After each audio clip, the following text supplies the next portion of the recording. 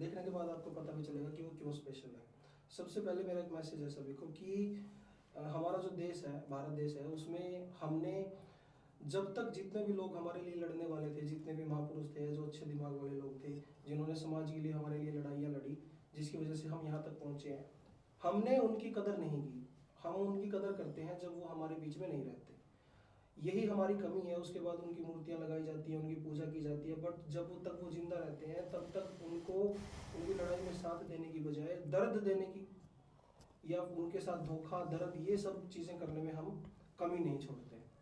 और सबसे ज़रूरी ये है कि आज जो लोग समाज के लिए लड़ने वाले लोग, जो महापुरुष, जो लड़ाइयाँ लड़ रहे हैं आपकी, वो हमारे बीच में हैं, तो समय ये है उनकी कदर करने का। बाद में उनकी आप फ़ोटो लगाते फिरते हो, उसका कोई बेनिफिट नहीं है।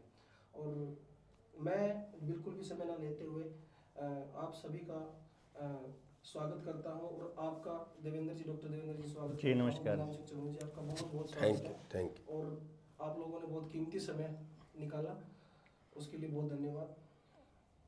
अब आज का मुद्दा, जो मेन मुद्दा है, वो ये है कि आज समाज में जितनी बुराइयां फैली हुई हैं उसके बारे में हम बात करेंगे। चाहे वो जाति पाति से रिलेटेड है, पुलिस से, जो प्रशासन है, राजनीतिक खाप है जो हमारी, या फिर जो ऑर्गेनाइजेशन है आपकी, और जो ज़मीनी लड़ाई हम लड़ रहे हैं।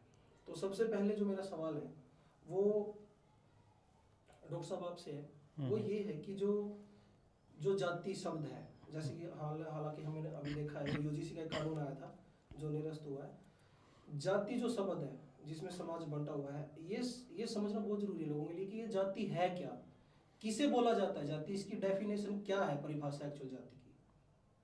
देखिए अमित जी, क्या होता है, अलग अलग समय पे अलग अलग लोगों ने इसकी परिभाषाएं दी हैं। कुछ लोग इसको जन्म से लेकर के जोड़ देते हैं, कुछ लोग इसको काम से लेकर के जोड़ देते हैं, कुछ लोग इसको ज्ञान से लेकर के जोड़ देते हैं। जहाँ तक मेरी समझ का प्रश्न है, अगर आपने यूजीसी की गाइडलाइंस का जिक्र किया है तो इस एंगल को, क्योंकि राजनीति में जिस तरह से जाति का इस्तेमाल किया जाता है वो, और जो मैं जिस तरह से जाति को समझता हूँ वो, उसको थोड़ा सा अलग लेना है। मैं जाति को समझ रहा हूँ परिवेश से बेसिकली, यानी और इसको आप इस एंगल से भी लेंगे कि आपका जो काम है, जो आपका नॉलेज है, जो आपका ज्ञान है, जिसको जान बोलते हैं, जो आपका जान है, वही आपकी जाति का आधार है। यानी जो आप जानते हो वो आपकी जाति है। आप खेती करना जानते हो तो आपकी जाति किसान है। आप लोहे का काम करना जानते हो, आपकी जाति लोहार है। आप चमड़े का काम करते हो, आप चमार हैं। तो ये जातियाँ इस तरह से बांटी गई थी कि जो जिसको जिस तरह का काम आता था। मान लीजिए आप किसी दूसरे परिवार में पैदा हुए, जहाँ जिसको आप मान लीजिए चमार के घर में पैदा हुए, बाद में आपने पैसा कमा करके और ज़मीन खरीद ली और आप खेती करने लग गए, तो अब आप किसान हैं, अब आप किसान जाति से हैं। बहुत से लोगों ने अपने आसपास के परिवेश के लोगों से उनका सरनेम या फिर उनकी जाति को अडॉप्ट कर लिया कि हम भी इन्हीं के जैसे हैं तो इन्हीं की तरह हम रहेंगे। और यूजीसी में जो इस्तेमाल किया गया था वो ये था कि एक समाज में हर व्यक्ति को एक मैसेज दिया जा रहा है कि समाज बर्बाद हो रहा है, इसकी बर्बादी का कारण एक दुश्मन है, और हर व्यक्ति को एक इमेजिनरी दुश्मन दिया जा रहा है। जैसे जिसको जो अपने आप को हिंदू कहता है उसे दुश्मन दिया जा रहा है मुसलमान, जो अपने आप को मतलब, और उसी को एक दूसरा दुश्मन दिया जा रहा है सरदार, और जो अपने आप को हिंदू की फॉर्म में रजिस्टर नहीं करता है, वो किस इलाके में रहता है, यदि वो राजस्थान में है, मध्य प्रदेश में है तो उसको दुश्मन दिया जाएगा राजपूत, यदि वो हरियाणा में है तो उसको दुश्मन दिया जाएगा जाट, यदि वो यूपी में है तो उसको दिया जाएगा दुश्मन यादव, और वो गुजरात में है तो उसे पटेल दुश्मन के तौर पे दिया। यानी कि जो वहाँ की संगठित प्रजाति है, जो वहाँ एकजुट लोग हैं, जो काफ़ी हद तक वहाँ के परिवेश को और वहाँ की व्यवस्था को नियंत्रित करते हुए लोग हैं, उन लोगों को समाज का या उन लोगों का इमीडिएट दुश्मन दिखाने का ये खेल था। और यूजीसी की गाइडलाइन के जरिए 2-3 काम इनको करने थे। एक तो फ्री ट्रेड एग्रीमेंट पर साइन करना था ताकि लोग यहाँ पर जो बकवास चलती रहे सोशल मीडिया पर और बैकडोर से वो एंट्री हो जाए, और दूसरा नब्ज चेक हो जाए। वो तो सरदार और जाट बहुत स्मार्ट निकले यहाँ पर आकर के, उनको इनकी पॉलिटिक्स समझ में आ गई क्योंकि मालूम है कि ये लड़ाके लोग यही हैं, लड़ना इन्हीं ने था, और जैसे ये लड़ना चालू करेंगे हम बाकी दुनिया को इनके खिलाफ खड़ा कर देंगे। तो वो एक गृह युद्ध का जो माहौल बनाने की तैयारी चल रही है, उस जाल में ये लोग नहीं फंसे, और बहुत शानदार तरीके से इसको हैंडल किया इन लड़ाके लोगों ने, बहुत ही पॉलिटिकली और बहुत डिप्लोमेटिकली इसको हैंडल किया। That was a good idea, but जाति से एंगल मेरा ये था। गुरनाम जी, जातियों के बारे में भी बलहारा जी ने बताया, तो आप फील्ड पे रहते हो, आप लड़ाइयाँ लड़ते हो, तो आप ये नहीं देखते कि कौन किस जाति से है। हालांकि चाहे अभी बुजुर्गों की पेंशन का मामला था, किसानों का मामला था, अलग अलग मुद्दों पे हम देखते हैं आपको, और सरकार को ललकारते हुए देखते हैं, बलहारा जी को भी और आपको भी। तो जो समाज शब्द है, समाज शब्द को आप कितना मानते हो, या सिर्फ जातियों में, ग्रुपों में, धर्मों में लोग बटे हुए, क्या समाज शब्द एक्चुअल में है? समाज है तो वो क्या है समाज? क्योंकि आमतौर पर जब कोई लड़ाई होती है तो वहाँ पे समाज नाम का कोई ऐसा तत्व दिखाई नहीं देता, वहाँ पे जातियाँ और धर्म के नाम पे ही काफ़ी कुछ चल रहा है आजकल। देखिए, जो जातियां हैं वो तो बलिहारा जी ने जैसे बताया कि काम के हिसाब से कभी बनी थी, लेकिन वास्तविक जो है, अगर हम थोड़ा सा इस चीज़ को अध्यात्म की तरफ ले जाएं, तो जातियां तो जूनी का नाम है। जैसे मानव जाति, जैसे पशु जाति, तो जातियां तो उन चीज़ का नाम है। तो अब जो गुरु नानक देव जी हुए हैं, उन्होंने कहा है मानुष की जात सब है एक कै पहचान वो। काम के हमने बांट लिए तो अलग बात है कि एक कुछ काम करता है, दूसरा कुछ काम करता है, उसका नाम रख दिया, नाम रख दिया उसका। तो लेकिन वो नफरत पैदा करने के लिए नहीं था, वो तो एक दूसरे का पूरक था। जैसे मान लिया हम गांव में रहते हैं, एक लोहे का काम करना उसने शुरू कर दिया, हमने उसका नाम लोहार रख दिया, वो सारे गांव का काम करेगा, सारा गांव उसको हेल्प करेगा, वो हमारा भाईचारा था। हम भी जब छोटे छोटे थे, किसी ने हल्का काम करवाना है उनसे करवाया, और उसके बदले 10-10 किलो अनाज पूरे गांव ने उसको दे दिया। इसी तरह जो लकड़ का काम करता है, हमने उसका नाम बढ़ई रख दिया, उससे पूरे गांव ने लकड़ का काम करवाया, और उसको हमने पूरे गांव में 10-10 किलो अनाज दे दिया। ऐसे ही जो बाल काटने वाला उसका नाई है, उसको भी हमने 10-10 किलो सारे गांव ने दे दिया। ऐसे हम बांट के खाते थे, और ऐसे हमारा भाईचारा था। ये एक समाज का ढांचा था कि किसी का काम ना रुके, सब हम भाईचारे से रहें और एक दूसरे के सहयोगी भी बनते थे। जैसे कोई शादी है, हमने ये कहा था कि हाँ, जो हमारे बुजुर्ग थे उन्होंने सिस्टम खड़ा किया हुआ था कि जैसे किसी की शादी है, उसमें सब ने कन्यादान डालना है, या उसमें सब ने न्योंदा डालना है कि भाई ठीक है, उसकी शादी है ना, उसको हर आदमी हर घर से उसको 5-5 रुपये दे दो। पुराने टाइम में उसको 10-10 रुपये दे दो, उसके बोझ ना पड़े। यहाँ तक था कि अगर किसी का कोई डेथ होगी, संस्कार करना है, हम कहते हैं ना जो 2 डक्के उठा के डालते हैं कि उस पर लकड़ डाली, एक्चुअली ये था कि उसके पास संस्कार के पैसे ना हो तो सब अपने अपने घर से एक एक लकड़ी ले आओ और तो संस्कार हो जाएगा। ये था समाज का ढांचा, जिसको जातियों में बांट के फिर उसको धर्मों में बांट के। धर्म क्या था? अब मोहम्मद साहब आए, उन्होंने परमात्मा से मिलने का रास्ता सुझाया, ठीक है। उनके जाने के बाद हमने उसमें कट्टरता आ गई कि अब और जो है और गुरु पैदा नहीं हो सकता। ईसा मसीह जी आए तो उसके बारे हम उनके बाद जाने के बाद हमने कहा भाई अब और नहीं आ सकता। इसी तरह से उसमें कट्टरता आती चली गई कि जो दूसरे गुरु आया उसने आके भी परमात्मा के बारे समझाया। कोई ऐसा गुरु आज तक दुनिया में नहीं आया जिसने परमात्मा से अलावा कोई और बात की हो, जिसने ये कहा हो 2 परमात्मा है, जिसने ये कहा हो 4 परमात्मा है, ठीक है। लेकिन हमने क्या समझ लिया कि हिंदुओं का परमात्मा और है, मुसलमानों का और है, सिखों का और है। किसी की वाणी, गुरु ग्रंथ साहब में 36 गुरुओं की वाणी है, 36 महात्माओं की। सबका संदेश तो एक ही है ना कि परमात्मा एक है, तेरे अंदर मिलेगा, गुरु के द्वारा मिलेगा। हमने उनको धर्मों में बांट लिया। समाज जो था वो सब कैसे सुखी रहें, किसी का काम ना रुके, उस ढांचे का नाम समाज है, एक व्यवस्था का नाम समाज है। व्यवस्था का नाम।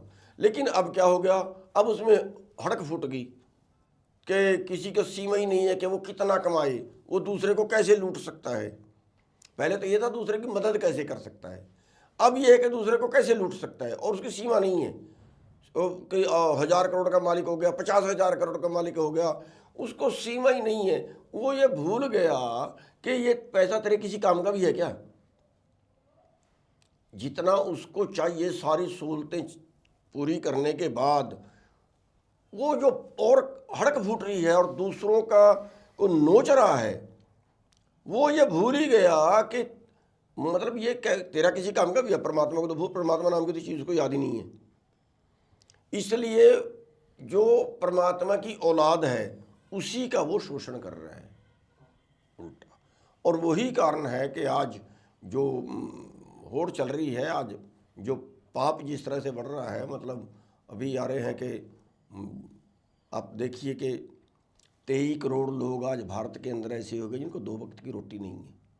और इसी देश के अंदर एक एक आदमी ऐसा हो गया कि अगर उसकी एक दिन की कमाई उस 23 करोड़ लोगों में बांट दी जाए तो 23 करोड़ लोगों में एक भी भूखा नहीं सोएगा, केवल एक आदमी की। आज 9 लोगों के पास 50 करोड़ लोगों के बराबर संपत्ति है, और अभी जो वो ऊपरले है उन्हीं का कर्जा माफ हो रहा है। तो एक तरह से समाज के ऊपर, पूरे उसके ऊपर कब्जा पूंजीपति लोग कर रहे हैं पूरी दुनिया के ऊपर। ये जो कब्जा है, जो पूंजीपतियों का कब्जा है, ये एक खास व्यवस्था के तहत किया जा रहा है। जैसे शासन और प्रशासन, इसमें मुख्य भूमिका तो पुलिस की रहती है और राजनीतिक जो पार्टियां उनकी रहती है, क्योंकि कॉरपोरेट राजनीतिक पार्टी के थ्रू, पुलिस के थ्रू आम आदमी तक पहुंचता है। वहां से उसको डराया जाता है, वहां से उसको दबाया जाता है, उसके हकों को दबा के, और वहां से उसका शोषण किया जाता है। तो हमारे समाज में जिस तरीके से आज व्यवस्था जो है, किसी भी व्यवस्था की हम बात करें, चाहे शासन है, प्रशासन है, राजनीति है, चाहे हमारे कोर्ट हैं, या फिर हमारी जो पंचायतें हैं, उनका हाल कुछ ज़्यादा अच्छा नहीं है अभी। तो ये जो व्यवस्था खराब हुई है, अगर हम बात करें प्रशासन की, तो समाज में और जाति के सिस्टम को देखते हुए जो पुलिस प्रशासन है, जिस तरीके से आजकल हम देखते हैं, बहुत वीडियो जाती हैं कि बदतमीजी हो रही है, औरतों के साथ मार पिटाई होती है, और बच्चों के साथ शोषण हो रहा है, खुलेआम हो रहा है, उस पर कोई कार्रवाई नहीं हो रही। तो सामाजिक तौर पर हमें पुलिस की कितनी ज़रूरत है, या हम खुद सक्षम हैं अपनी सुरक्षा के लिए? देखिए, सुरक्षा के लिए तो हम कभी खुद में सुरक्षित नहीं हो सकते, उसकी ज़रूरत पड़ती है। लेकिन एक व्यवस्था की जो आपने बात की है, वो व्यवस्था जो आज हमारे देश के अंदर है, यहाँ लुटेरे संगठित हैं और कमेरे असंगठित हैं। लुटेरों ने इकट्ठे होकर एक लॉबी बना ली, उस लॉबी में एक फंड इकट्ठा कर लिया। जो पार्टी आएगी ABC, उसको जितनी ज़रूरत होगी वहाँ से पैसा मिल जाएगा। इसका मतलब ये है कि उन्होंने फंड देके सारी पार्टियों को खरीद लिया, सत्ता पक्ष को भी, विपक्ष को भी, सबको उन्होंने दिया। इसका मतलब ये है कि सब उनके खिलाफ तो नहीं बोलेंगे, और उनके खिलाफ नहीं बोलने का जो रिजल्ट सामने आया, फिर वो आया कि इसका मतलब जो सरकार बैठी है, जब जिससे उन्होंने पैसे लिए हैं उसकी तो गुलाम रहना पड़ेगा। जब उसकी गुलाम रहना पड़ेगा तो सारे कानून उसके पक्ष के बनेंगे। जब सारे कानून उसके पक्ष के बनेंगे तो वो जो है वो ज़्यादा कमाई वाले कानून बनाएंगे। जो ज़्यादा कमाई वाले कानून बनाएंगे तो वो कहीं ना कहीं किसी का शोषण होगा। अब जैसे 1 रुपये किले पर उनको ज़मीन दे दी जाती है, अगर हम गांव का देखें 100 गज का प्लाट नहीं मिलता उनको। या आप ये मानिए कि आज आधे घंटे में एक किसान सुसाइड कर जाता है कर्जे में, किसी की ज़मीन नीलाम हो रही है। ये जो है बलिहारा जी बहुत उलट रहे हैं उनके लिए कि किसी का मकान को ताला लगा दिया बैंकों के लिए, ठीक है, खुलवाते हैं जी बैंकों के। हाँ खुलवाते हैं, हमने भी कई जगह खुलवाए हैं। तो वो क्या है कि एक आदमी की तो ये हालत है कि उसके पास 4 किस्तें नहीं भरी कि उसकी गाड़ी उठा के ले गए, उसके मकान को ताला लगा दिया और सारे परिवार को निकाल के बाहर फेंक दिया। और दूसरी तरफ जिसको 50,000 करोड़ देना था उसका 2,000 करोड़ में फैसला कर लिया। 490 करोड़ में। 490 करोड़ मैं वो बता रहा हूं, हाल देखिए ना देश का। पिछले 11 साल में 16.5 लाख करोड़ उन लोगों का माफ कर दिया जो पहले से खरबपति हैं और जो देश के लिए कमा रहे हैं और उनका गुजारा नहीं चल पा रहा, और उनका गुजारा भी इसलिए नहीं चल पा रहा कि उनको उनकी मजदूरी नहीं मिली। आप आज अगर देखें देश में जो एमएसपी है, जो हमारे से बिना पूछ सरकार तय करती है, किसानों से बिना पूछ, किसानों की राय के बिना, लागत के आधार पे नहीं, अपनी मर्जी से। लागत तो हरियाणा सरकार का एग्रीकल्चर डिपार्टमेंट जितना रेट देते हैं उससे ज़्यादा दिखा रहा है लागत, लेकिन जो तय किया फसल बीजने से पहले तय किया उससे भी 4 लाख करोड़ कम मिलता है भारत के किसानों को हर साल 4 लाख करोड़ का लॉस। एक दूसरा, जो हमारे मजदूर हैं आज जो फैक्ट्री में काम कर रहे हैं, किसी कंपनी में काम कर रहे हैं, 8 घंटे काम करने के 13,000 है न्यूनतम, लेकिन 10,000 में 12 घंटे काम करवा लिया। 12 घंटे की उसकी बनती थी 20,000, 20,000 की जगह उसको मिले 10,000। उस 10,000 वो उसकी जेब से पैसा निकल के किसी अमीर की जेब में चला गया। यानी देश का मजदूर और देश का किसान या छोटे लोग कह लो, उनका इस तरह से सीधा शोषण जो सरकार को रोकना चाहिए, लेकिन सरकार क्यों रोके? क्योंकि उनकी लोभी है। ये जो समाज की और जाति की हम बात कर रहे थे, तो डॉक्टर साहब ये बताइए, जो समाज और जातियां थी ना, जो समाज था, समाज को तोड़ा गया, समाज को तोड़ के जातियां बनाई गई, जातियों को तोड़ के और छोटे ग्रुप बनाए गए, ये टूटता चला गया। और ये आज इस कदर टूट गया कि अगर किसी घर में 2 मियाँ बीवी रहते हैं तो उनको तोड़ने के लिए भी उनके हाथ में मोबाइल दे दिए गए हैं। बीवी अपना अलग मोबाइल चला रही है, आदमी अपना अलग मोबाइल चला रहा है। तो ये जो तोड़ा गया है समाज को, और हमारी जो व्यवस्था होती थी खापों की, भाई आज आप पुलिस में जाओ या फिर आप कचहरी में जाओ तो आपको इंस्टेंट कोई फैसला नहीं मिलता वहाँ पे, वो आपका चलता रहेगा सालों साल। तो खापों में क्या होता था कि बातचीत के जरिए जल्दी फैसले हो जाते थे समाज में। समाज की अपनी एक व्यवस्था थी पंचायतों की, खापों की, जिसको भी राजनीतिक लोगों ने या कुछ ऐसी शक्तियों ने तोड़ दिया। तो ये जो खाप व्यवस्था थी, ये जो टूट चुकी है, क्या हम ये माने, जैसे आज आपका एक संगठन है भारतीय किसान यूनियन, और बलहारा जी लीडर इंडिया JSM चला रहे हैं, तो ये जो संगठन है आज, क्या ये संगठन नई खापे हैं?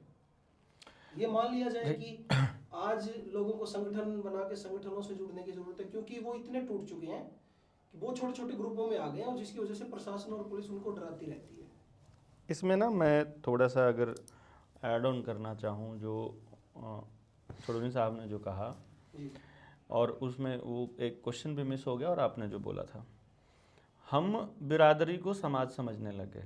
टीवी के उसके सड़क पे चलोगे ना तो गाड़ियों के पीछे लिखा मिलेगा, या फिर फेसबुक के ऊपर लिखा मिलते हैं, ये लोग लिखते हैं रोड समाज, हम लोग लिख देते हैं जाट समाज, वो लिख देते हैं चमार समाज।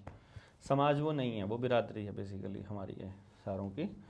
समाज होता है जब 36 की 36 बिरादरियाँ एक हो जाएं, एक मंच पर आएँ और इकट्ठी हों। जब तक 35 भी रहेंगी तब तक वो 35 बिरादरी हैं, समाज नहीं है।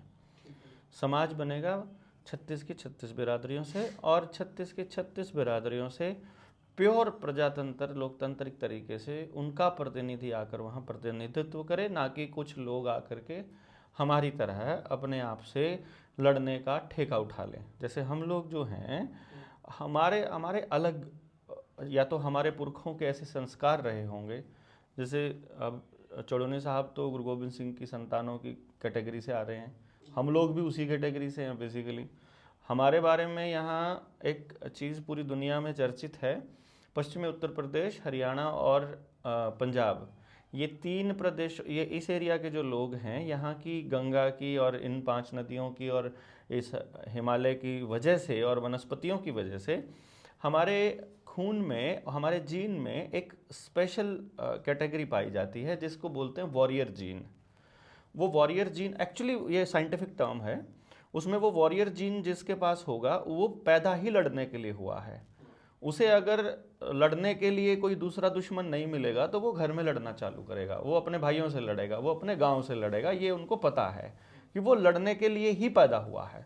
हम लोगों ने पहचान लिया कि हमारे समाज का असली दुश्मन मेरा गांव, मेरे आसपास के लोग नहीं हैं, और जो दुश्मन है उससे लड़ें, हम अपने उस जीन का सबसे पहले बेनिफिट उठाएं। ये जो संगठन है ये इंडिविजुअल की अपनी एक पहल है जिनको लोग मतलब ये मानने लग जाते हैं और बल्कि उस फेस के साथ ही अटैच कर देते हैं, जो कि समाज का या खाप का आईना कभी भी नहीं हो सकते, क्योंकि वहाँ रिप्रेजेंटेटिव्स नहीं हैं, वहाँ अपने आप से समझ से आए हुए लोग नहीं हैं। दूसरी बात, जो आपने पुलिस की ज़रूरत की बात कही थी, आज पुलिस दो ही काम करती है। अगर आप उसके पास अपनी शिकायत लेके जाते हो तो दो लोगों में झगड़ा हो गया फॉर एग्जांपल, तो वो सबसे पहले दोनों को कहेंगे कि बाहर बैठ करके अपनी बातचीत करके इसको पंचायत के माध्यम से सुलझा लो। पहला सवाल कि पुलिस के डंडे के डर से क्यों आप पंचायत के माध्यम से सुलझा रहे हो, आप अपने आप से क्यों नहीं सुलझा लेते हो? ये एक सवाल है पूरे समाज को। दूसरी चीज़ ये है कि या दूसरा काम पुलिस करती है कि दोनों के खिलाफ या एक के खिलाफ पर्चा दर्ज कर देती है जो इन्वेस्टिगेशन में आए, या जो पैसा ज़्यादा दे दे, या जिसके साथ जान पहचान ज़्यादा हो, या जिसकी सिफारिश आ जाए, या जो ज़्यादा पावरफुल हो। इसके हिसाब से पुलिस जो है वो पर्चा दर्ज कर देती है। पर्चा दर्ज करने के बाद वो मुकदमा चलता है कोर्ट में, और कोर्ट की व्यवस्था ये कहती है कि आप 25 साल 23 साल या मरने तक भी आपको न्याय मिलेगा, ऐसी कोई गारंटी नहीं है। अन्याय हो जाए तो आप अगली कोर्ट में जाओगे, फिर उसके बाद अगली कोर्ट का ऑप्शन ऐसा है कि आप मर ही जाएंगे, लेकिन आपके खिलाफ, अब मान लीजिए चुड़ौनी साहब के खिलाफ मुकदमा दर्ज है देशद्रोह का, हो रखे होंगे जी 2-4 तो देशद्रोह, बहुत 18-20 नहीं देशद्रोह के कितने हैं? का तो शायद नहीं होगा, देशद्रोह का भी नहीं हुआ, हट गए नहीं है जी, किस तो, चीज़ तो लेकिन समाज के अंदर लड़ते हुए, या अभी जैसे मान लो रवि आज़ाद के ऊपर SC/ST एक्ट में और पोक्सो में मुकदमा दर्ज है। मान लीजिए कोई वायरस आ जाए जो इनका प्रोपेगेंडा चला था टेस्ट के नाम पर या इलाज के नाम पर, रवि आज़ाद को कुछ हो जाए फॉर एग्जांपल, इसी दौरान कुछ हो जाए, तो उसकी मतलब उसको कुछ होने के बाद इतिहास में क्या लिखा जाएगा कि तुम्हारा बाप, तुम्हारे पुरखे, जैसे भगत सिंह के बारे में क्या लिखा गया कि तुम्हारा पुरखे आतंकवादी हैं। नेताजी सुभाष चंद्र बोस के बारे में क्या लिख दिया इतिहास में कि वो युद्ध अपराधी हैं, अंतर्राष्ट्रीय युद्ध अपराधी हैं। ये कितना बड़ा प्रोपेगेंडा और कितना बड़ा स्कैम है पूरे समाज के लिए कि एक व्यक्ति जो समाज के लिए लड़ रहे हैं, अब चौधरी साहब लड़ रहे हैं, 17-18 मुकदमे इनके ऊपर हैं, 17-18 मुकदमों के सुलझने से पहले ही मतलब अगले 5, 7, 10, 20 साल में तो उनका कुछ होने वाला है नहीं वैसे भी, तो जब वो कुछ होगा नहीं तो ये मुकदमे लेकर अपने साथ जाएंगे। अगर इनको कुछ होता है तो क्या लिखा जाएगा कि वो देशभक्त थे, या आंकड़ों के हिसाब से तो वो अपराधी थे क्योंकि उनके ऊपर केस हो रखे थे। तो लड़ने वाले लोगों को मरते वक्त अपराधी लिखा जाए, ये व्यवस्था उन लोगों ने कर रखी है। ये पुलिस का ही काम है, वो पूरी प्रणाली का काम है। अर्थात मैं ये कहूँगा कि यदि सारा मसला समाज ने ही सुलझाना है तो क्यों ना समाज को इतनी समझ दे दी जाए कि आओ बैठते हैं, पुराना क्या हुआ, मेरे आपके दादा ने मेरे दादा को क्या बोला, मैंने आपको क्या बोला, चलो हो गया, मान लेते हैं 100 कारण रहे होंगे इतिहास में और जिसकी वजह से गड़बड़े हुई हैं। आज तुम क्या चाहते हो? क्या तुम इसी तरह बीमार मरना चाहते हो? क्या तुम इसी तरह लाचार मरना चाहते हो? क्या तुम्हारे ऊपर अत्याचार होते रहे और कोई भी तुम्हारे साथ ना आए, इस तरह का समाज चाहते हो? जिस तरह का जिक्र चुनन साहब वहाँ अंदर बैठे थे, बात कर रहे थे कि यार अभी भी कर रहे थे कि किसी के घर में कोई डेथ हो गई, किसी के घर में कोई शादी ब्याह हो गई, लड़की की शादी, कन्यादान का इशू है, आज क्यों नहीं हम आ सकते? आओ बैठ के बात करते हैं ना, क्यों नहीं आते हैं? लेकिन ये लोग SC/ST एक्ट है, महिलाओं के लिए बने स्पेशल कानून है, लिव इन रिलेशनशिप जैसे कानून है, अडल्ट्री के लिए जो बने हुए कानून है, स्पेशली इस तरह बनाए जाते हैं, डिज़ाइन किया जाता है कि उन मुकदमों की आड़ में, मतलब उनकी आड़ में ये सब हो जाए। आप आज किसी सरकारी अधिकारी की कंप्लेंट लेकर के पुलिस चले जाओ, बैंकों के फ्रॉड का FIR दर्ज कराने चले जाओ, पुलिस वाले की कान पर जूं नहीं रेंगती है, अपनी कुर्सी से हिलने का नाम नहीं लेता है, चूं भी नहीं करता है, वहीं बैठा करता रहता है। वहीं किसी महिला ने झूठी भी कंप्लेंट किसी के खिलाफ कर दी हो तो मैंने अपने कानों से सुना है ये कहते हुए, चलो माल आया है, चलो मुर्गा फंसेगा आज, मतलब महिला ने कंप्लेंट करी है तो उनको मालूम कन्फर्म है कि उनको मुर्गा फंसना है। SC/ST एक्ट में अगर कोई आदमी नहीं भी फंस रहा है तो भी समाज को तोड़ने के लिए खेल हो रहा है। तोड़ा गया ना तो तोड़ा गया प्लान करके। इसको हमें समझना चाहिए कि अच्छा, खाप में बैठे जो चौधरी लोग थे, जो पंचायती लोग थे, उन लोगों को लालच दे करके इज्जत के नाम पर, सम्मान के नाम पर विधानसभा में भेज दिया और वहां उनको करप्ट कर दिया गया। अब करप्ट आदमी समाज की आवाज नहीं उठा पाएगा, वो तो अपने करप्शन को ही बढ़ावा देगा। ये जो अभी आप बोल रहे हो, मैं एक लाइन इसमें ऐड करना चाहता हूँ। जब भी कोई विधायक है जी, हमारे बीच का कोई राजनीतिक आदमी है, वो समाज से वो निकला है, मनसा चाहे उसकी जो भी है, वो जब वोट मांगता है तो वोट मांगते हुए तो वो ये कहता है कि मैं आप लोगों का आदमी हूँ, आपका बच्चा हूँ, आपका बेटा हूँ, मैं आप लोगों के लिए काम करूंगा। जिस दिन वो इलेक्शन जीत जाता है उस दिन वो ये बोलता है कि सिस्टम से काम होगा, मैं सरकार हूँ और सरकार का फैसला ये, इस तरीके से मेरे से बात मत करो। फिर वो इलेक्शन जीतते ही वो आपका बीच का, वो आपने चुन के भेजा है ना, तो आपने भेजा तो मालिक तो आप रहे ना उसके। वो ये जो बदलाव है उसमें एकदम से कि अब मैं सिस्टम बन गया हूँ, अब मैं सरकार बन गया और जनता कुछ बोलती नहीं है। ये क्यों है? ये डर क्यों है लोगों को? ये क्यों बोल नहीं पा रहे? क्या मानसिकता है जी? देखिए, चौधरी देवीलाल कहा करते थे कि हमारी जनता जो है, लोग जो हैं, ये समझाए नहीं जा सकते, ये बहकाए जाते हैं। अगर वो नेता जाके सच बोल दे कि हाँ भाई काम तो आपके कानून के हिसाब से ही होंगे, और दूसरा नेता झूठ बोल दे कि हाँ जी आप आ जाना मैं सारे करवा दूंगा, तो जो झूठ बोलेगा उसको वोट डलेंगे।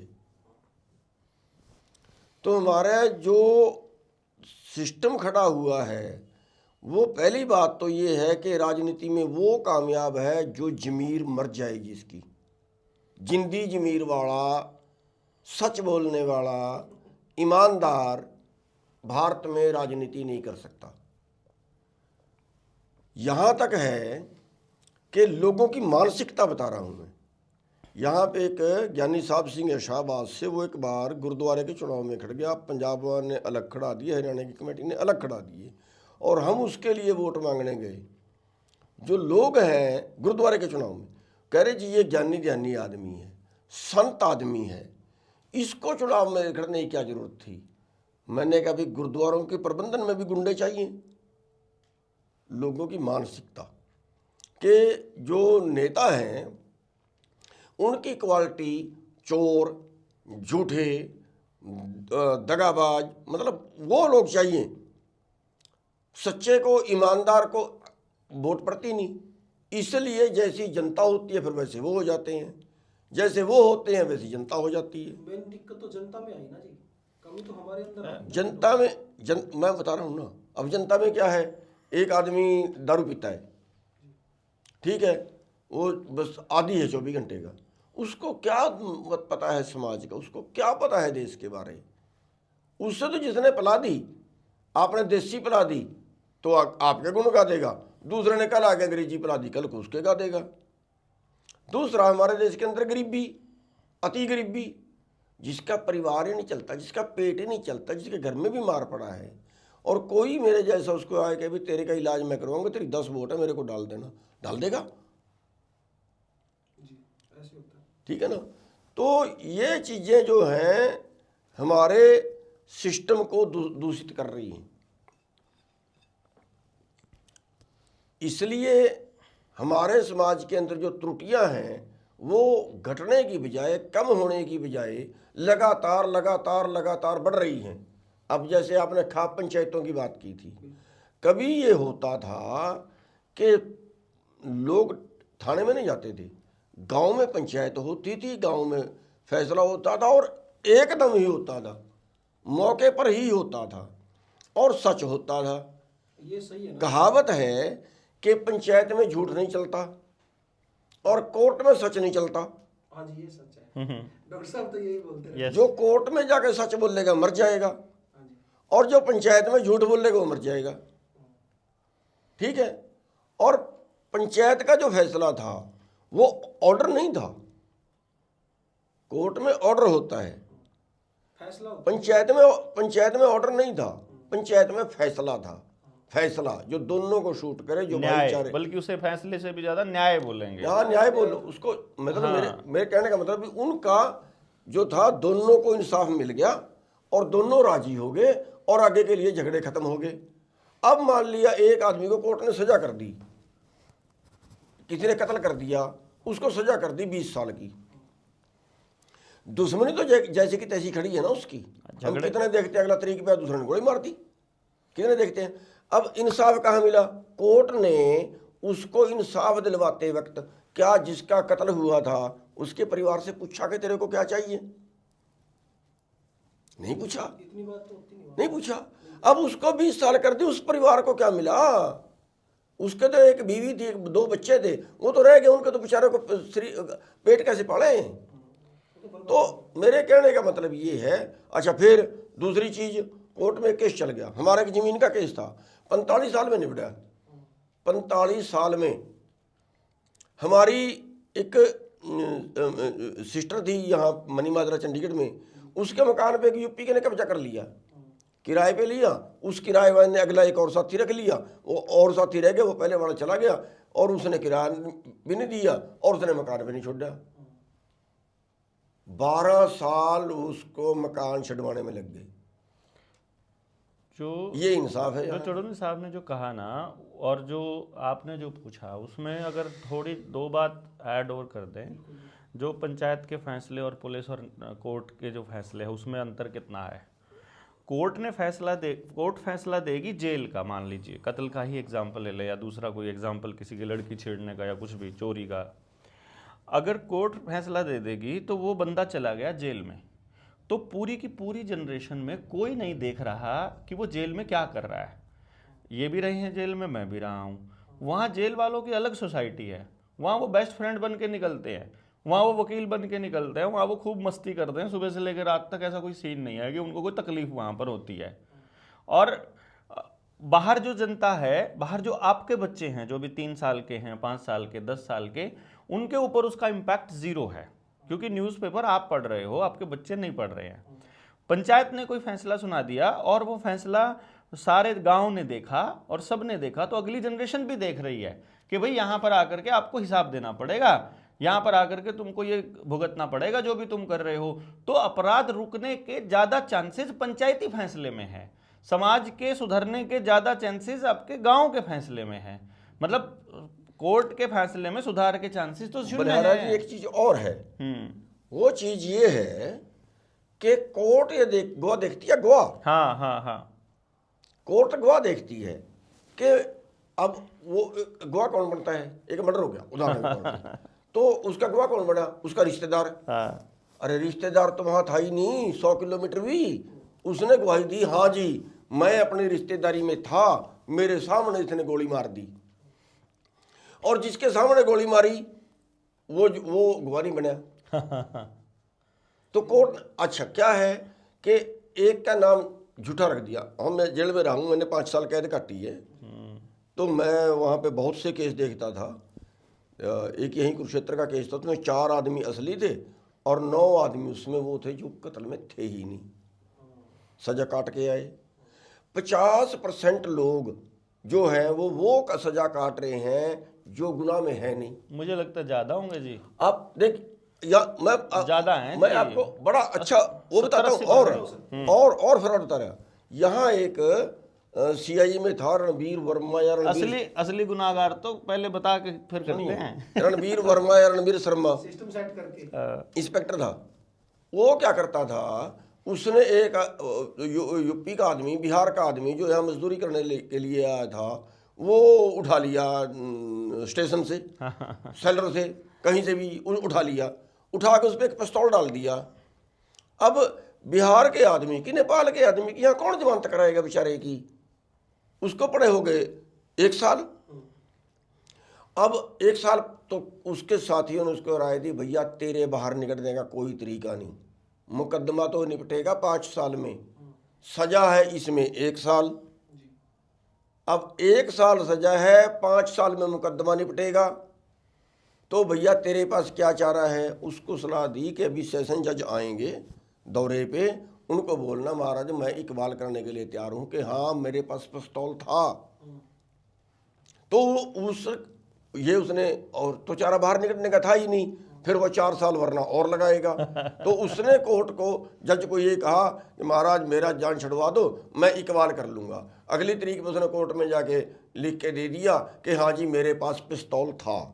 तो फिर कोर्ट ने क्या किया कि ठीक है, इसको 1 साल हो गया, इस केस में साल सज़ा बनती है, अंडरगोन कर दिया उसको, जितनी तूने काट ली वो तेरी सज़ा है और भाई बच जा। झूठा मुकदमा उसके ऊपर बनाया, कोई गवाह नहीं था, किसी गवाह की जरूरत नहीं पड़ी, ठीक है, और उसको सजा हुई और उसका पीछे परिवार बर्बाद हुआ। और उस थानेदार को ऐसे मेरे ख्याल से 20 केस मेरे को कुरुक्षेत्र के अंदर मिले, 20 केस कुरुक्षेत्र की जेल में मिले। ये 2004 की बात है। और उसको प्रमोशन मिली और राष्ट्रपति से अवार्ड, कमाल है। यही तो खेल है, राष्ट्रपति से अवार्ड मिला उस यही तो बंदे खेल को। है। ये इसी पे आज का तभी ये चर्चा जरूरी हमारी न्याय व्यवस्था, मैं ये कहता हूं कि कानों को हाथ लगवा दिए। वो जो जेल जाने से पहले जो कोर्ट कचहरी और पुलिस थाने के चक्कर है ना जी, सजा तो वो है, सजा तो वो देते मैं ये कह रहा हूं वो भी मान गए, वही अब हमने एक केस किया हाई कोर्ट में एमएसपी का, कि एमएसपी जब सरकार ने फसल बीजने से पहले तय की तो फिर वो मिलती क्यों नहीं? वो तो मिलनी चाहिए, वो तो जरूरी है मिलनी। जब रेट तय करके हमें ये कहा कि आप ये बीजो, हम आपकी फसल का ये रेट देंगे, उनके रेट के ऊपर हमने बीजी, वरना वो ना बीजते हम तो कोई और बीज लेते भाई। तो उस केस की 125 तरीके पड़ी। 125 हाई कोर्ट की बात कर रहा हूं मैं, जी। जबकि 2, 3, 4 तरीकों में फैसला हो जाना चाहिए। हो जाना चाहिए। हमने हरियाणा सरकार, पंजाब सरकार और सेंट्रल सरकार पार्टी बनाई उसमें, और तीनों सरकारों ने ये नहीं कहा कि हाँ खरीदना हमारी ड्यूटी नहीं है। उन्होंने जवाब दिया जी ये सेंट्रल गवर्नमेंट रेट तय करती है। स्टेट गवर्नमेंट ने कहा जी, सेंट्रल गवर्नमेंट ने कहा जी जो फसल है, जो खेती है वो स्टेट का मैटर है। स्टेट ने कहा जी हमारे पास पैसा नहीं है, सेंटर ने कहा जी हम पैसा दे देंगे, उन्होंने कहा जी हमें घाटा पड़ता है, उन्होंने कहा जी हम पूरा कर देंगे। 125 तरीके पढ़ने के बाद उस केस को फाइल करके रख दिया। पूरे देश के किसानों का केस है, छोटे मोटे की तो क्या गति है यहाँ। फाइल करके रख दिया। हमने कोर्ट को ये कहा कि आप हमें हरवा दो, आप हमारे खिलाफ कर दो, हम सुप्रीम कोर्ट तो चले जाएं। ना खिलाफ किया ना पक्ष में किया और रिजर्व करके रख दिया। 2014 से आज 2026 हो गया, चल रहा है। हाँ। एमएसपी जिसके लिए हम लड़ रहे हैं ना, कोर्ट का ये हाल है उसमें। ये जो व्यवस्था के गिरने की, खापों के टूटने की, खापें तो टूट चुकी हैं जी अब, उसका कारण कुछ भी हो सकता है। ये भी एक सवाल है आपसे कि खाप टूटी क्यों। और जो गुरनाम जी ने भी बताया है कि व्यवस्था जो है, कोर्ट कचहरी, अपनी पुलिस, वो सारा, तभी हम आज यहाँ पे बैठे हैं। तो अब सवाल ये आ गया कि राजनीति, इसका कारण तो मुख्य राजनीति है। हर जगह खापों में भी राजनीति हुई है, हर जगह राजनीति है। ये केस कर रहे हैं, इन्होंने भी राजनेताओं को बनाया, गवर्नमेंट को। तो जो अब जो हालात चल रहे हैं ना, वो ये चल रहे हैं कि राजनेताओं से लोगों का विश्वास बिल्कुल उठ चुका है। जब भी सरकार बदलती है, लोगों को लगता है कि ये अच्छा करेगा। जितनी झूठ पिछले टाइम में बोली है, प्रधानमंत्री जी ने, सरकार ने बोली है, लोगों को ये था कि ये शायद कुछ कर देगा, और इन्होंने तो मतलब खून निचोड़ दिया जी लोगों का, गरीब मजदूरों का। अभी लोग बिल्कुल ये है कि खत्म हो चुका सब कुछ, अब कुछ नहीं हो सकता। ऐसे में आप जैसे कुछ लोग दिखते हैं समाज में लड़ते हुए, और लोगों को विश्वास नहीं हो रहा अब भी कुछ हो जाएगा। धीरे धीरे कुछ लोग मान रहे हैं, आपकी बात भी सुन रहे हैं, इनकी भी सुन रहे हैं, साथ भी आ रहे हैं। तो जो संगठन है आपके राजनीतिक तौर पर, आपने घोषणा कर दी जींद में कि भाई हम चुनाव नहीं लड़ेंगे अब, और आपकी वजह सही भी है जो पेवा में हुआ था जमीन छुड़वाने के बाद। डॉक्टर साहब भी कह रहे हैं मैं चुनाव नहीं लड़ूंगा। राजनीतिक व्यवस्था, उन नेताओं से तो हमारा विश्वास उठ गया सबसे। अब जो नए लोग हमारे बीच में हमारे लिए लड़ रहे हैं, वो कह रहे हैं हम इलेक्शन लड़ेंगे नहीं। तो संगठन जो है, संगठनों के साथ आने के लिए लोग तैयार हैं, और लोग आते भी हैं संगठनों के साथ। तो ये राजनीतिक पहल क्यों नहीं की जा सकती संगठनों के द्वारा क्योंकि बहुत सारे मुद्दे कई संगठनों के मिलते हैं। अगर मैं बीकेयू की बात करूं, भारतीय किसान यूनियन की, चढ़ोनी की, आपकी बात करूं, बहुत सारे मुद्दे मिलते हैं। तो ये संगठन राजनीतिक पहल क्यों नहीं कर सकते अगर लोग विश्वास करें? एक कोई बात नहीं। पहली बात, हमारे देश के अंदर इसलिए वोट नहीं डलती कि ये अच्छा आदमी है, इसको डाल दो। अगर हमारे देश में 2 कैंडिडेट खड़े हो जाएं किसी सीट पे, एक राक्षस हो जो आदमियों को काट के खाता हो और दूसरा देवता हो, संत हो, लेकिन संत के पास, साधु के पास जो अच्छा आदमी है, ईमानदार, उसके पास पैसा नहीं होगा और वो झूठ भी नहीं बोलेगा, तो उसको वोट नहीं डलेंगे। जो गलत आदमी होगा उसको वोट डलेंगे। ठीक है, होता तो यही है जी। यही होता है। नहीं होता नहीं, हो रहा है। एक दूसरा, हमारे देश के अंदर जिताने के लिए वोट नहीं पड़ते। हमारे देश के अंदर तो ये वोट इसलिए वोट पड़ता है कि इसको हराना है, उसके लिए कैंडिडेट खड़ा करना। ठीक है। अब जो इसको कौन हरा सकता है, वो चाहे गधा है।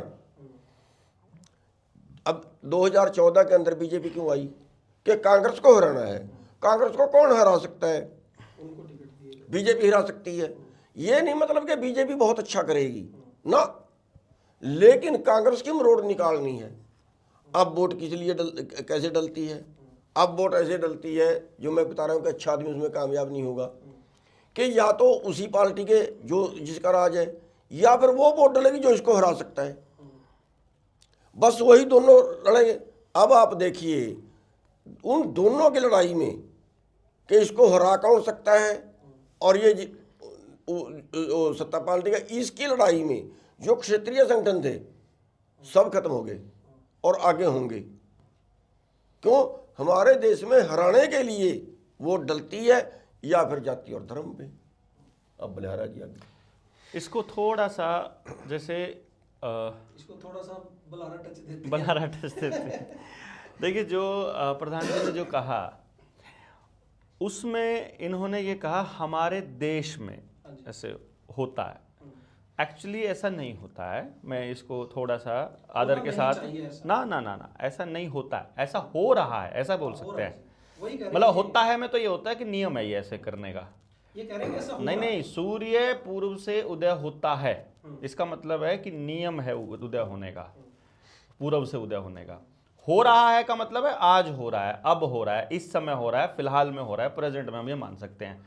तो थोड़ी सी स्टेटमेंट में मैं ये कहूंगा कि जो प्रधान जी ने कहा ऐसा हो रहा है, इसमें बिल्कुल दो राय नहीं है, लेकिन ऐसा होता है ये नहीं। उसका कारण क्या है, अभी क्यों हो रहा है? देखो, राजनीति में वो लोग क्या कहते हैं कि केवल जीत हार ही इंपॉर्टेंट है। दूसरा, वो लोग क्या कहते हैं कि व्यवस्था हमारी बनाई हुई है, कोई भी राज करे हमें कोई फर्क नहीं पड़ता है। तीसरा, प्रधान जी ने कहा था कि सारी पॉलिटिकल पार्टियों को वही लोग फंडिंग करते हैं, तो वो लोग, ये पॉलिटिकल पार्टियों वाले, उनके खिलाफ भी नहीं जा सकते हैं। क्या ये संविधान आपके दादा से पूछ करके बनाया था? क्या ये हमारे पुरखों से पूछ करके हमारे ऊपर लागू किया गया था? पता चलेगा नहीं। तो गवर्नमेंट ऑफ इंडिया एक्ट को ही संविधान का नाम दे दिया गया। इंडियन इंडिपेंडेंस एक्ट के बाद में राष्ट्रपति का पद डायरेक्टली रानी के पद के नीचे आया करता था, क्राउन के अंडर में आया करता था। क्या वो क्राउन के अंडर से निकल चुका है? तो आपको पता चलेगा नहीं। आज भी राष्ट्रपति का पद वहीं पर है, इनको जाना पड़ता है जी, वहां पे वहीं जाते हैं ये हाजिरी लगाने के लिए। दूसरे नंबर पे मैं आपको बता दूं कि राष्ट्रपति को ऐसा दिखाया गया कि वो स्टैंप है, खाली रबड़ स्टैंप है, और जो प्रधानमंत्री की इच्छा के बिना कुछ भी नहीं कर सकती। जबकि रियलिटी ये है कि दोनों सदन नीचे से ऊपर तक का जोर लगाने के बावजूद एक भी कानून नहीं इस देश के अंदर पास कर सकती जब तक राष्ट्रपति यस ना कर दे। और राष्ट्रपति की औकात नहीं है बिना रानी से पूछे कोई भी नया कानून पास करने की। जो होता है उन्हीं के हिसाब से होता है। कितने ही पार्लियामेंट के सांसदों ने ऑन रिकॉर्ड बोला है अपने इंटरव्यूज के अंदर कि लोकसभा में क्या पास होना होता है पहले से तय होता है। हमारी बहस वहां केवल एक दिखावा मात्र होती है। हम वहां केवल पक्ष विपक्ष में बोल के जनता को यह एहसास दिला देते हैं कि ये हमारा है, ये हमारे खिलाफ है। ऐसी बहुत वीडियो है, ऐसी बहुत सारी बातें हैं। चौथी जो पांचवी जो अगली बात मैं आपको बताऊं, उसका सबसे बड़ा नुकसान क्या है, पब्लिक का इलेक्टोरल पॉलिटिक्स में जो पार्टिसिपेशन है वो जीरो है। हम जो चुनाव लड़ने वाले लोग जिनको देखते हैं हम, वो लोग मात्र आखिर के 25 दिन आते हैं और 25 दिन में बुड़ करके निकल जाते हैं, और एक ऐसा माहौल बनाया जाता है जिसमें पब्लिक को ऐसा लगता है कि ऐसा हो रहा है, यदि ऐसा होते हुए हम इनके साथ नहीं चले हवा के साथ तो हमको ये आंधी उड़ाकर ले जाएगी, इसलिए वो डर में उधर उसको फ्लो में वो बह जाती है। पूरे समाज में मैं अपने 46 साल की जिंदगी में मैंने आज तक एक व्यक्ति ऐसा नहीं देखा, समाज ने ऐसे व्यक्ति को सपोर्ट किया हो या खड़ा किया हो कि तेरा काम केवल जागरण है, तू हमें सिर्फ सच बताता रहे, तेरी रिसर्च को हम फंडिंग करेंगे, तू सारी सच हमको ला करके दिखा कि असलियत क्या है। हर गांव के अंदर 1 आदमी 2 आदमी 10 आदमी कम से कम ऐसे होने चाहिए जो हर मुद्दे पर गहन वो रखते हों, समझ रखते हों।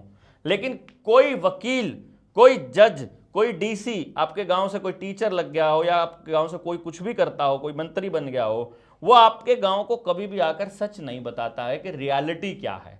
उसका रीजन क्या है कि बच्चे की परवरिश में समाज की भागीदारी शून्य है। इसीलिए जब बच्चा बड़ा होता है तो समाज के बारे में शून्य सोचता है।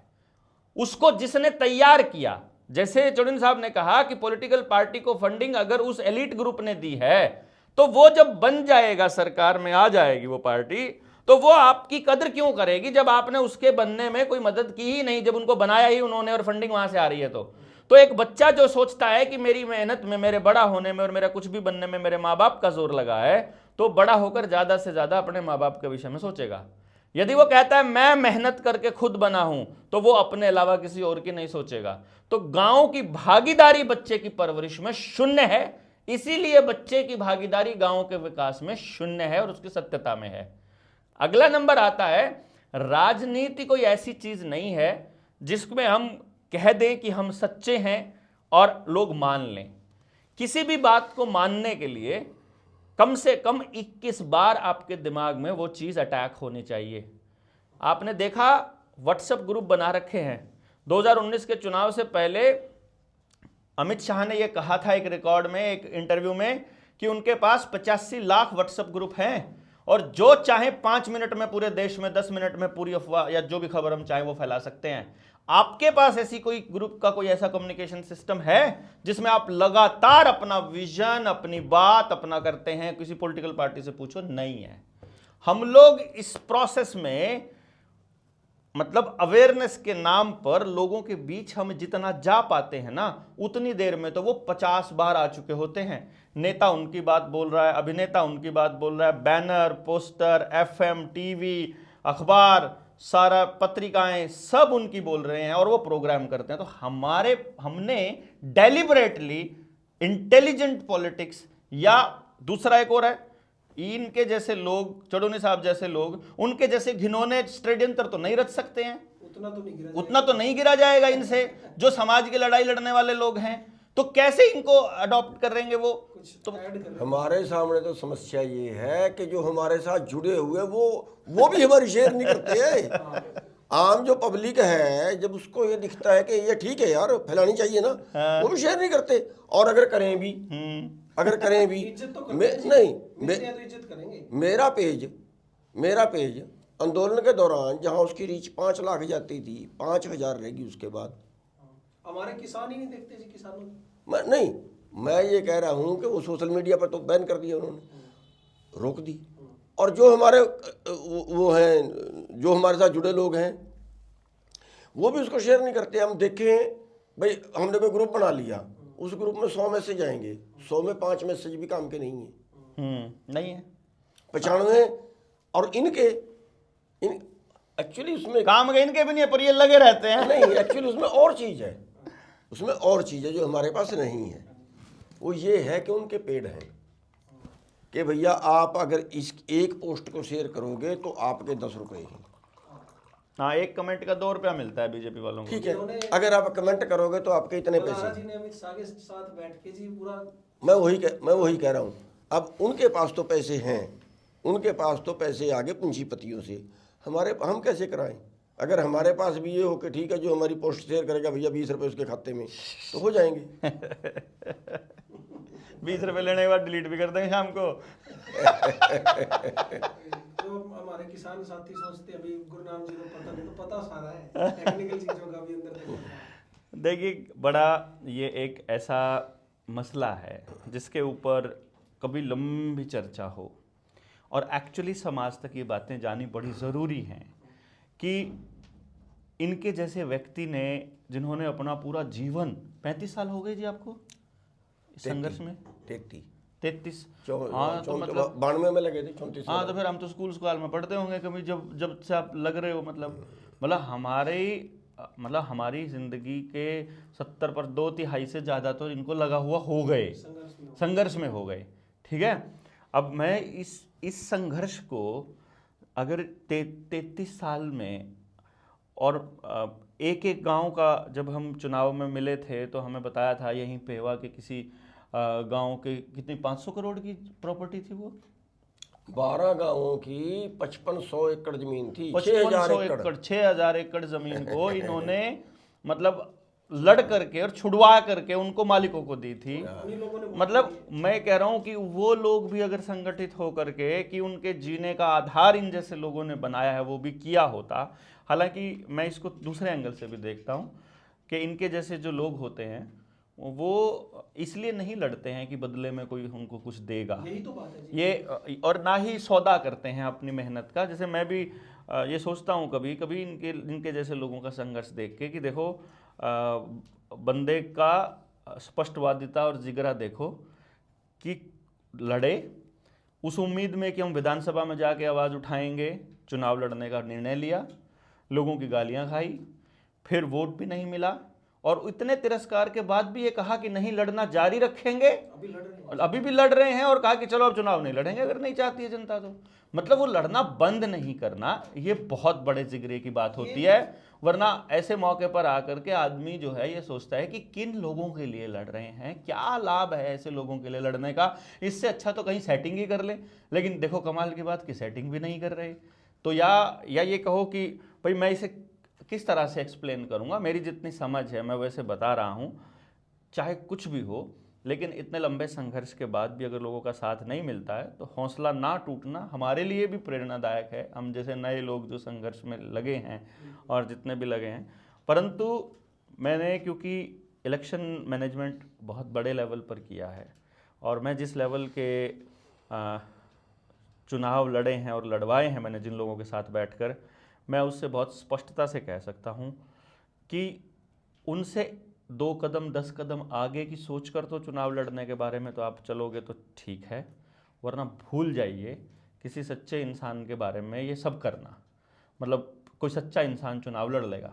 इसलिए ये निर्णय इनका भी सही है, मैं उसको बिल्कुल सही कहता हूँ कि चुनाव नहीं लड़ने का, और मेरे निर्णय भी सही है। और इसका लाभ हम समाज को कैसे दे सकते हैं कि पॉलिटिकली अवेयरनेस इस लेवल पर लेकर के जाएं कि जो समाज की जो ताकत है उसको संगठित करके समाज के पास सुरक्षित रखो, उसको वोट में तब्दील मत होने दो। वोट में तब्दील करके जो भी विधानसभा में जाए उसकी पावर को निल कर दो।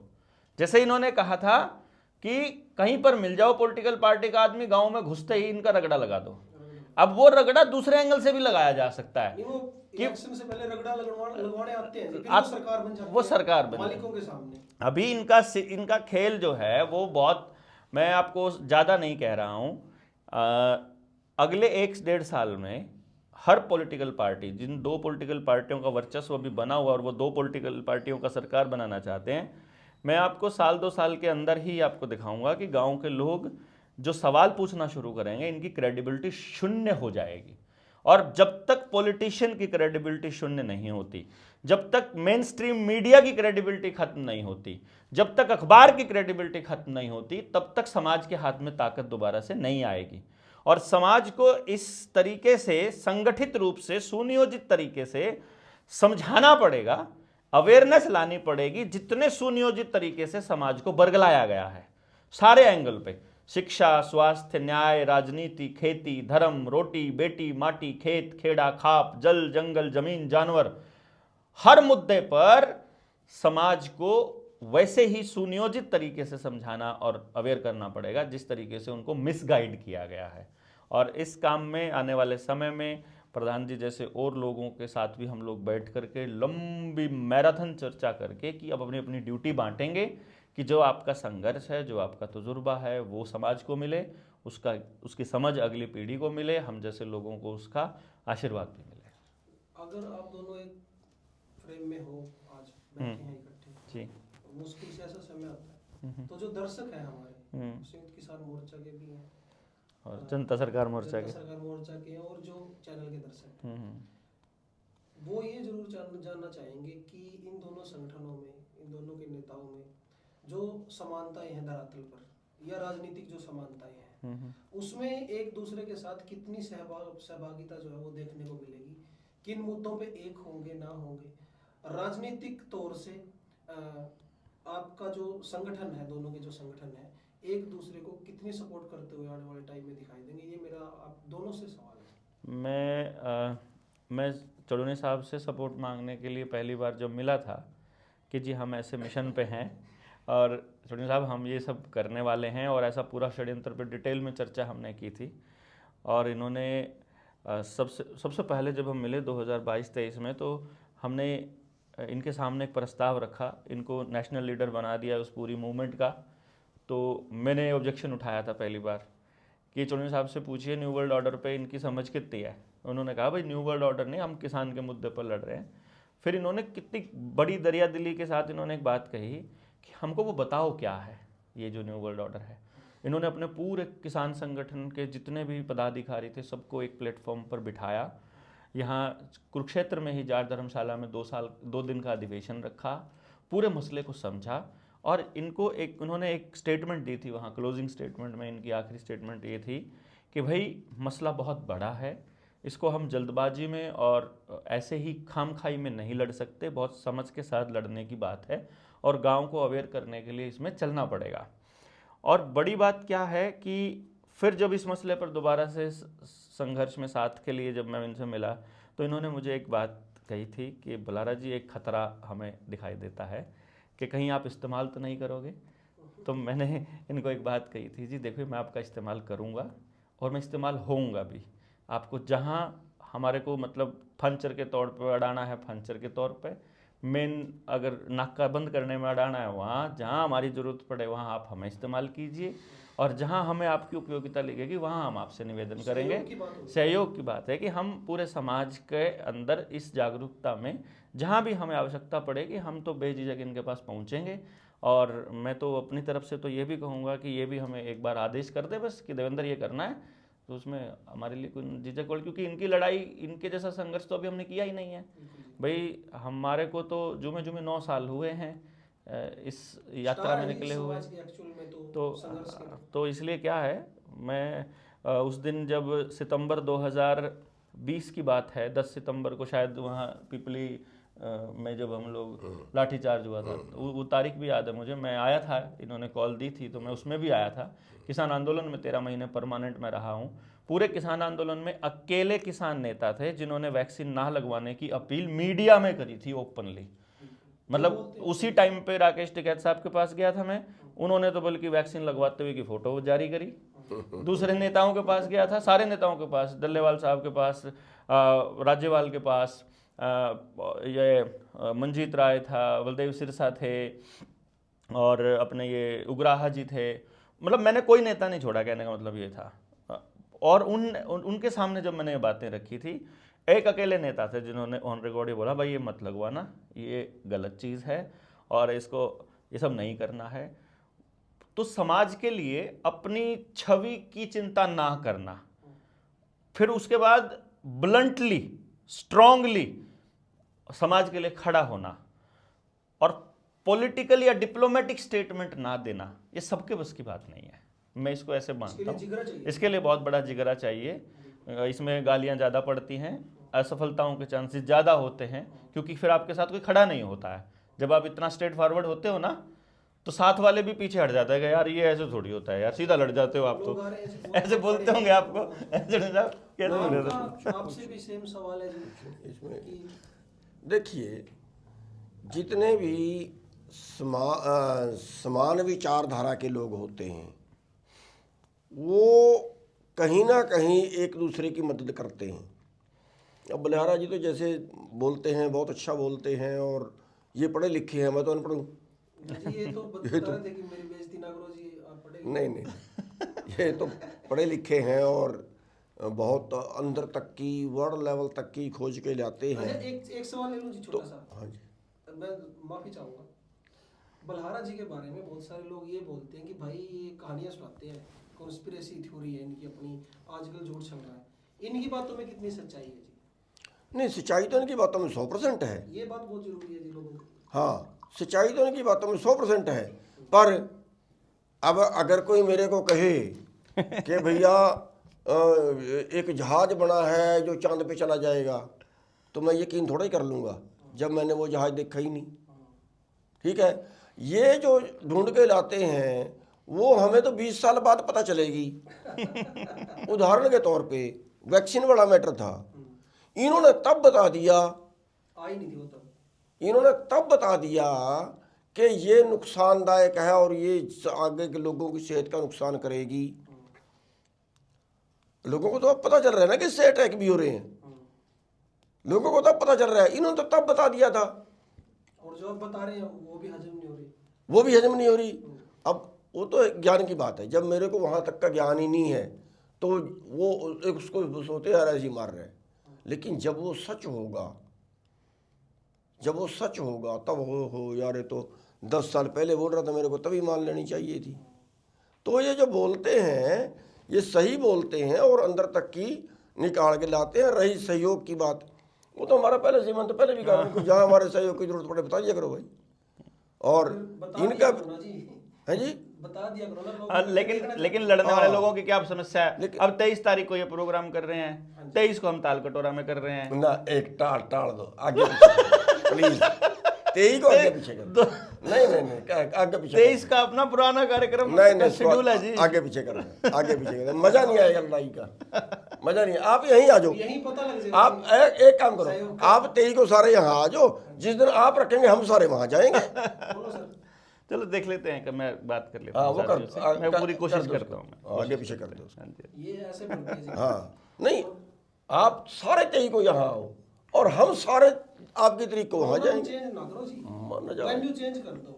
बस दाल बस कटोरा की बजाय बस। प्रोग्राम कैंसिल नहीं करो। और एक ना कर लें कि 23 को यहाँ से सारे दिल्ली चलेंगे। 24 को कर लें। अब जैसे ये बात क्लियर होगी जी, बहुत दर्शकों के लिए बहुत जरूरी था ये जानना, और बड़ी खुशी होती है, मुझे भी बहुत खुशी हो रही है सही बताऊं तो।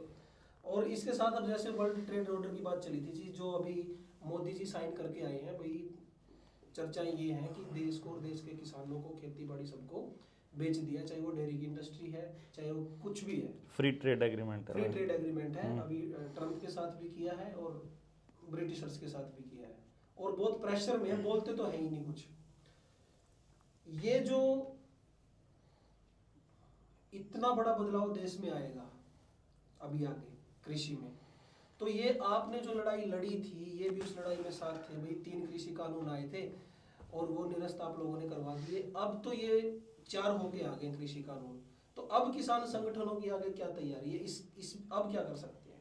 देखिए जी, हमने तो 23 तारीख रखी हुई है। हाँ जी। पहली बात तो फिर मेरी बात कड़वी होती है और उसमें जो है फिर वो दूसरे सोचते हैं हमारे खिलाफ बोल रहा है। ये किसान कौम शेरों की कौम है, हाँ जी। लेकिन इसके जो कमांडर हैं वो गिद्दड़ बन गए। वो गिद्दड़ अपने चालाकी से इनको घुमाते हैं, लड़ाई तो लड़ते ही नहीं। जो पीछे 12.5 महीने बैठे रहे, उसी वक्त संसद घेर ली होती, उसी वक्त उनके नाक में दम कर दिया होता, तो आज ये कानून लागू ना होते, आज ये समझौता ना होता। दूसरी बात, वहाँ से आए एमएसपी के लिए फिर लड़ाई शुरू कर दी। 14 मीटिंगें हुई, 14 में एमएसपी का जिक्र तक नहीं किया। इन्होंने ही कहा कि एमएसपी पे कमेटी बना दो, यानी एमएसपी ना मांगनी पड़े, वरना एमएसपी लिए बिना उठे क्यों अगर लेनी थी। ठीक है, तो यो जो जो अब गिद्दड़ चालाक होता है, शेर चालाक नहीं होता। कौम तो शेरों की है, लेकिन गिद्दड़ लड़ता नहीं है, घुमाता है। जब लड़ाई का मौका आया, मोर्चा लगा, टकराव हुआ, तो गिद्दड़ घुमा गया। ठीक है, तो हमने तो जो 23 मार्च की तारीख रखी है, उसमें हम लोगों से ये कह रहे हैं भैया सिर पे कफन बांध के आइए। दूसरा हमारे पास तरीका कोई नहीं है। रिंज रिंज के मरने से अच्छा पूरे देश की खेती तबाह होगी। खेती के ऊपर जितने धंधे हैं वो सारे तबाह होंगे। मैं आपको एक ना छोटी सी बात बताता हूँ। जब किसान आंदोलन चल रहा था ना, तो सिंगू बॉर्डर पे एक बार किसान नेताओं के एसकेएम के लीडर्स की मीटिंग थी। उस मीटिंग में हम भी गए थे, मतलब मैं ऑब्जर्व करने के लिए गया था। तो अपने किसान नेता के साथ अंदर जब गए, तो वहाँ के जो अंदर जो चलता था डिसीजन मेकिंग में, वो चुनू साहब को तो मालूम ही है, तो क्या ही बोलेंगे। वहाँ देख करके मैंने एक बात अपने साथियों को बोली थी। मैं कहा अपन जो जनता सरकार मोर्चा बना रहे हैं ना आने वाले टाइम में, मतलब उस टाइम नया संगठन बना रहे थे, नाम फाइनल नहीं था। मैंने कहा था एक चीज़ बता देना, ये लाल झंडे वाले जहाँ जाएंगे ना, ये सबसे ज़्यादा कचरा करेंगे। इनकी वजह से सारे के सारे आंदोलन की ऐसी तैसी होनी है।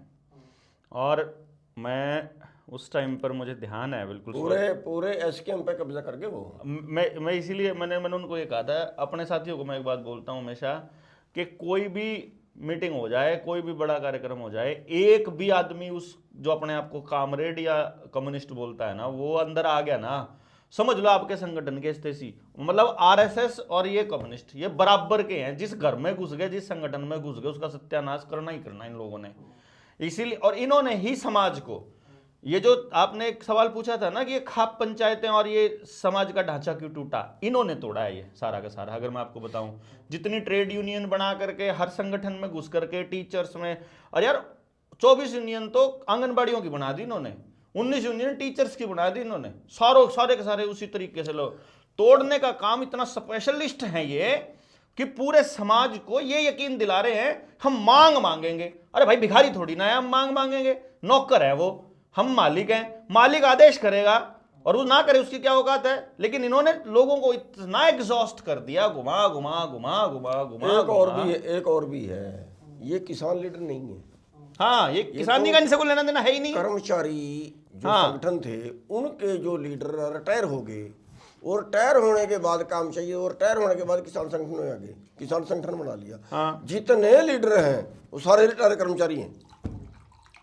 इस बात का लोगों को पता भी नहीं बेचारों को। वो बस बोलने में थोड़े से स्मार्ट हैं, बात को घुमा के कर्मचारियों पे ले जाते हैं, और इस तरह से पूरे एसकेएम के ऊपर कब्जा कर गए। चलो खैर, जो भी है। अभी जैसे बलारा जी तो कहते हैं कि जी राजनीतिक में हम तो अपनी विधानसभा में आगे कैंडिडेट उतारेंगे, और ये डिमांड भी करते हैं कि गांव से, हर गांव से हमें 2 लोग तो दे दो कैंडिडेट के तौर पे। और अगर ये इस तरीके की कोई पहल कर रहे हैं, और आपने इलेक्शन तो लड़ा है और लोगों ने हताश किया, वो बात उस तरफ जाती है। और अगर ऐसी कोई पहल करता है लीडर इंडिया या फिर संयुक्त किसान मोर्चा की तरफ, चढ़ोनी की तरफ से जो है वो ऐसी कोई पहल रहती है, तो ये तो हम मान के चले ना कि एक दूसरे को परस्पर बिल्कुल समर्थन इसमें कोई वो नहीं है, कोई दिक्कत इस पे आपकी राय लेनी। देखिए, ये तो अब जो इलेक्शन वाली बात आपने कर दी कि इलेक्शन में आगे क्या होगा, वो तो बहुत मैं से, नहीं करूंगा ना जी, मुझे वो गालियां पड़ेंगी। वो तो बहुत से प्रस्ताव आ रहे हैं कि जी ऐसे सबको इकट्ठा करें और फिर एक राजनीतिक पार्टी बनाएं या दूसरे किसी राजनीतिक पार्टी में जाएं। लेकिन फ़िलहाल तो जो है उस पर जैसा जैसा टाइम आएगा उस पर विचार करेंगे। लेकिन अभी फुल स्टॉप है इनके चुनाव लड़ने पर। अपना कोई राजनीति से तो किनारा करने का मतलब जो चुनाव है, एक्चुअली चुनाव ये राजनीति ही है जो हम कर रहे हैं।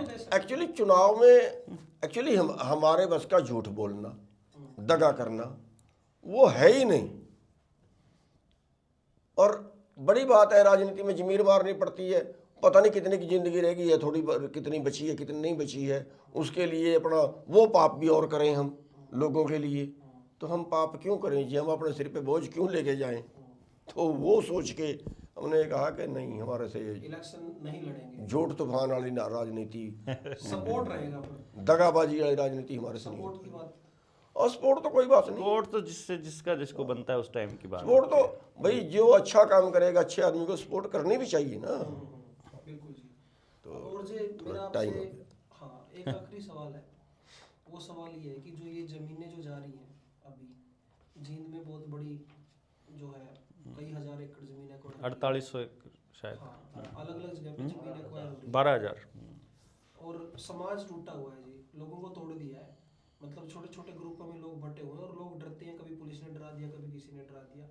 ये लड़ाई किस तरीके से जीती जाएगी या जीती जा सकती है, या फिर मान के चलें कि ये तो काम होना है? मैं तो एक समाधान पूछ रहा हूँ आपसे, वो किसी कि समाधान बता दो, समाज जहाँ के पास बचा क्या? जहाँ तक रिक्वायरमेंट का है, वो तो हमारे अपने लोग की जगह पे ये यहाँ पे फतेहाबाद में था, कोई थर्मल बन रहा था और वो वहाँ पे आंदोलन हो गया, उन्होंने कहा जी हम नहीं ज़मीन देंगे। मैंने कहा तुम रोक भी नहीं पाओगे। कह रहा क्यों? मैं कहा जब इनको ये लगा ना कि हमें फालतू रेट मिल रहा है, ये रातों रात बेचेंगे। वही हुई, जो रोकने वाले थे वो किनारे रह गए, रात को पैसे उठा लिए। तो हमारी अगली पीढ़ी है ना, वो खेती से बाहर हो रही है, वो खुद चाहती है कि अगर हमें इतना पैसा मिल जाए ठीक है, हम विदेश में जाएंगे, हम कोठी लेंगे, कर और बर्बाद करते हैं फिर सड़क पे। समाधान क्या है? सब चीज जो अव्यवस्था फैल गई है, आपके अनुसार इन सारी चीजों को रोकने का देखिए समाधान तो क्या है, रिक्वायरमेंट की कुछ तो ज़रूरत भी होती है। अब अगर रिक्वायरमेंट करनी बंद कर दे तो आगे इंडस्ट्री कहाँ बढ़े, कुछ तो ज़रूरत भी होती है। लेकिन इन चीज़ों के लिए बेकार ज़मीनें जो होती है, जिन पे खेती नहीं होती, अगर आप भारत के आप सर्वे करोगे तो बहुत सी ज़मीन ऐसी पाएगी जिस पे कुछ नहीं होता। वहाँ जाके इंडस्ट्री लगानी चाहिए। ये वहाँ लगाते हैं जहाँ पे बढ़िया सड़क हो, बढ़िया ज़मीन हो, शहर के नज़दीक, ये वहाँ लगाते हैं। तो वो उस चीज़ में वो बात तो वहीं आ गई ना, नीतियों में सुधार होने की ज़रूरत है। नीतियाँ राजनेता बनाते हैं, राजनेता को पूंजीपति बनाते हैं, पूंजीपति अपने हिसाब से उसको करेंगे और जनता जो है तो उनका भोजन है, खाएंगे वो लोग जनता। राजनीति में आप इंटरेस्टेड हो नहीं जी? मैं कह रहा नहीं, राजनीति करने की कोशिश तो करें ना, लोग उस लेवल पर नहीं क्या समझ। करें। आपके अनुसार सर? मैं इस पे तो लंबी चर्चा कर लेंगे, चुनी साहब का इनका लाइव है इनकी, तो हम अलग से भी कर सकते हैं इस पर, तो मैं इस पर डिटेल में हम लंबी कर लेते हैं। आपने बहुत कीमती समय निकाला, मैं आप दोनों का बहुत धन्यवाद करता हूँ। धन्यवाद जी। और सभी दर्शकों का भी